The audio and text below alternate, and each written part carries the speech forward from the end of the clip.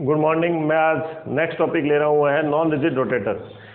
अभी तक जो मैंने पहले जब लिया था रोटेशन में, हमने ये माना था कि जब भी मॉलिक्यूल रोटेट कर रहा है, यानी इस तरह से बॉन्ड रोटेट कर रहा है, तो वो रोटेशन के दौरान कोई वाइब्रेशन नहीं कर रहा।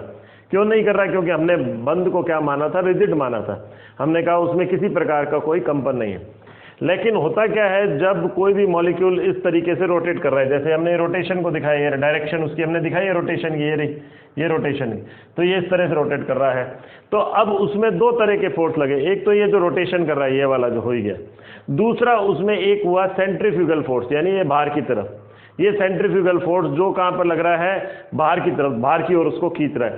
तो जब मॉलिक्यूल इस तरह से रोटेट कर रहा है और जैसे जैसे क्या होता है, जे का मान बढ़ता है। जे का मान बढ़ने का मतलब क्या हुआ कि यानी उसकी रोटेशनल एनर्जी ज़्यादा हुई। रोटेशनल एनर्जी ज़्यादा होने का मतलब क्या हुआ कि वो तेज़ी से रोटेशन कर रहा है, यानी वो तेज़ रोटेशन कर रहा है। अब जब वो तेज़ रोटेशन करता है तो इस सेंट्रीफ्यूगल फोर्स के कारण उसमें क्या आ गया? लचीलापन। एक तो उसको दे जा रहा है ऊपर की तरफ, ये वाला, ये तो इसको कहाँ ले जा रहा है? रोटेशन ऊपर की तरफ ले जा रहा है। और दूसरी तरफ कौन सा हो गया? सेंट्रीफ्यूगल फोर्स, जो इसको बाहर की तरफ ले जा रहा है।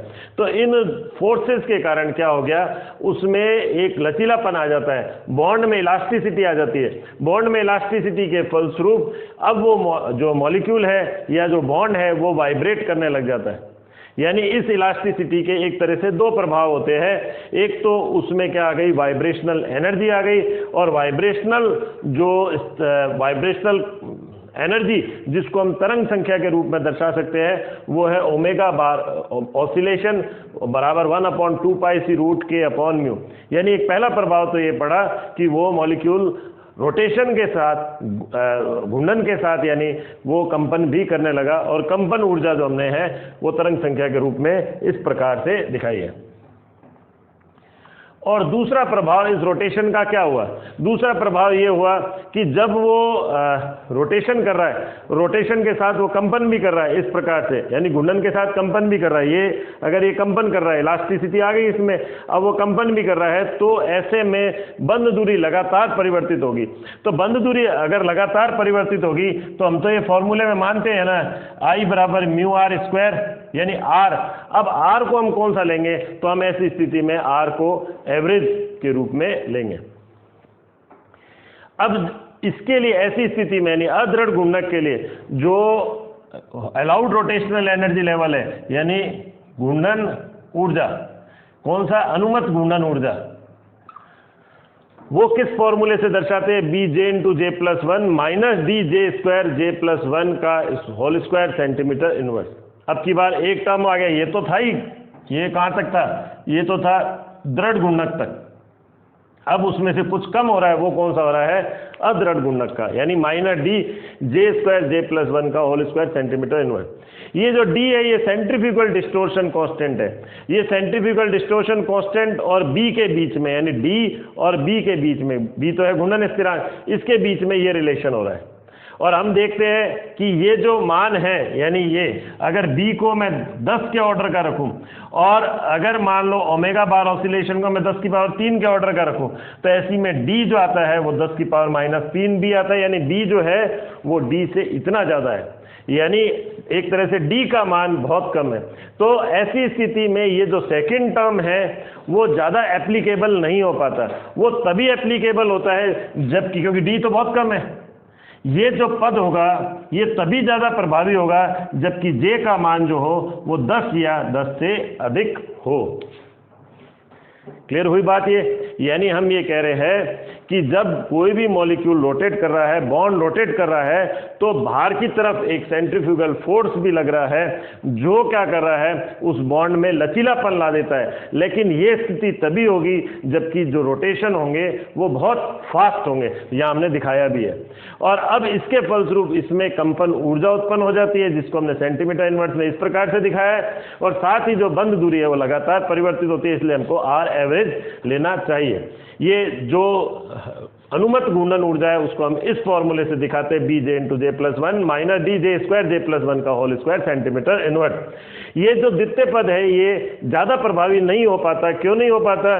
क्योंकि b का मान जो है वो बहुत अधिक है, यानी d तो अत्यंत कम है, 10 की पावर -3 b के बराबर है।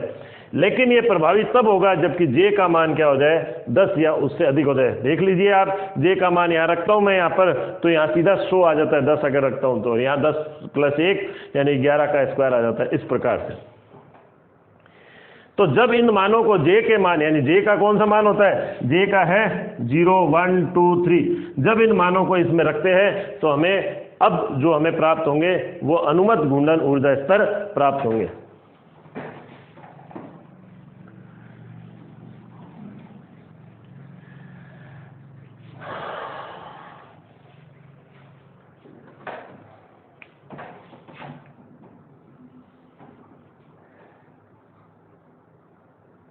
अब एक तरफ मैं यहां पर लिख देता हूं दृढ़ घूर्णक और दूसरी तरफ मैं लिख देता हूं अदृढ़ घूर्णक।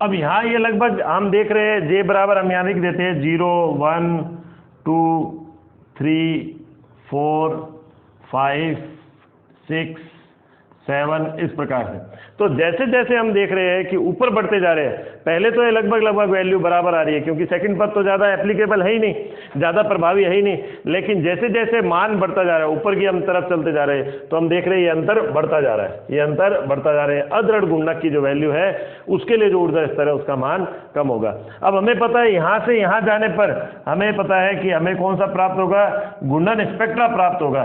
तो यही अंतर किस में भी आ जाएगा, दृढ़ और अदृढ़ घूर्णक में भी हमें प्राप्त होगा, यानी स्पेक्ट्रा में भी हमें अंतर प्राप्त होगा। अब स्पेक्ट्रा मैं बना रहा हूं इसमें, ये तो हो गए हमारे पास अलाउड रोटेशनल एनर्जी लेवल, यानी कि अलाउड रोटेशनल एनर्जी लेवल का क्या मतलब हुआ, यानी अनुमत घूर्णन ऊर्जा स्तर।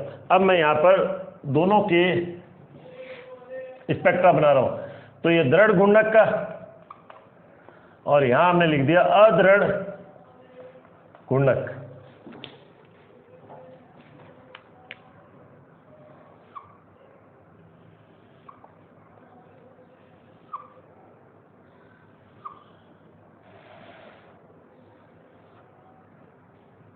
वही 0 2B 4B 6B 8B 10B, हम वही इसी तरह से दिखा रहे हैं, ये 2B 4B 6B 8B 10B। हालांकि यहाँ 2B डैश 4B डैश का मतलब नहीं है, लेकिन फिर भी एक बार जब हमें रिप्रेजेंट इसी प्रकार से करना पड़ता है 2B dash 4B dash 6B dash, यानी अदृढ़ घूर्णक के लिए। हालांकि B डैश नहीं हो रहा है यहाँ पर, जैसे कि आइसोटोप में हो रहा था, वो तो B डायरेक्ट प्रभावित हो रहा था, लेकिन चूंकि यहाँ D पद है तो हम पूरा फॉर्मूला ना लिखकर हम इस तरह से इसको दिखाते हैं 8B डैश 10B डैश। तो हम अब इसमें अंतर देखिए, आप ये 2B पर हमने अंतर नहीं दिखाया, 4B पर नहीं दिखाया, ऐसे 6B पर नहीं दिखाया। अब धीरे धीरे जैसे जैसे हम 8B पर गए तो ये कम होता गया, तो ये अंतर भी अब उतना प्राप्त नहीं होगा जैसे अंतराल हमें प्राप्त हो रहा था, और आगे हम जाएंगे तो और अंतर कम हो जाएगा इस प्रकार से। जैसे पिछले में हमें जो अंतराल था इसके अंदर वो 2B डैश का प्राप्त था या 2B था, तो अब यहाँ पर अंतर जो होगा वो उस प्रकार से हमें प्राप्त नहीं होगा, ये तो 2B का ही रहेगा, लेकिन यहाँ अंतर चेन ये इस प्रकार से परिवर्तित हो गया, ये गैप कम हो गया, ये गैप कम हो गया, यानी ये हमने कहा 2B, ऐसे 2B का अंतर है, लेकिन हम यहाँ नहीं लिख सकते। जैसे आइसोटोप में तो हम करते थे कि वो अंतर वही रहता था, लेकिन यहाँ अंतर क्या हो रहा है, इस तरह से परिवर्तित हो रहा है। अब ये जो है इसमें हमें एक चीज़ और देखनी है कि जैसे हमने स्पेक्ट्रा वहाँ कहा था कि जो हमें स्पेक्ट्रल लाइन प्राप्त हो रही थी ये J से J+1, तो वो हमें कितने पर प्राप्त हो रही थी, ये करके लिखेंगे हम। क्लियर यहाँ तक? अब यहाँ जो हमें फॉर्मूला पता है वो क्या था,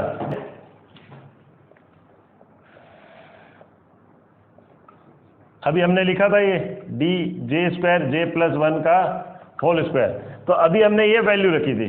अब हम कह रहे हैं कि नहीं, हम जब हम कह रहे हैं स्पेक्ट्रल लाइन जो है वो हमें प्राप्त हो रही है J से J+1 के लिए, तो वो कब होगी, जबकि दोनों का अंतर ले, यानी EJ J+1 यानी epsilon J+1 minus epsilon J। तो अब हम कैसे लिखेंगे, यहाँ J की जगह J+1 रखेंगे और यहाँ J+1 की जगह क्या आ जाएगा, J+2 आ जाएगा। इसी प्रकार यहाँ D और यहाँ J+1 की जगह J+1 का स्क्वायर और यहाँ J+1 की जगह आ जाएगा J+2 का स्क्वायर और माइनस ये कर देंगे, यानी ये इस प्रकार से। तो अब वो माइनस हुआ, जब इसको खोलेंगे तो हमारे पास डायरेक्ट वैल्यू हम लिख रहे हैं यहाँ पर 2bJ+1 माइनस 4dJ+1 का होल क्यूब सेंटीमीटर इनवर्स। तो ये हमें प्राप्त हुआ J से J+1 ट्रांजिशन के लिए स्पेक्ट्रल लाइन, यानी स्पेक्ट्रल रेखा, और किसके लिए, अदृढ़ गुणक के लिए स्पेक्ट्रल रेखा J से J+1 ट्रांजिशन के लिए 2bJ+1 माइनस 4dJ+1 का होल क्यूब सेंटीमीटर इनवर्स। तो आज के लिए हम एक बार इतना ही लेते हैं, अगला टॉपिक नेक्स्ट वीडियो में लेंगे। Thank you.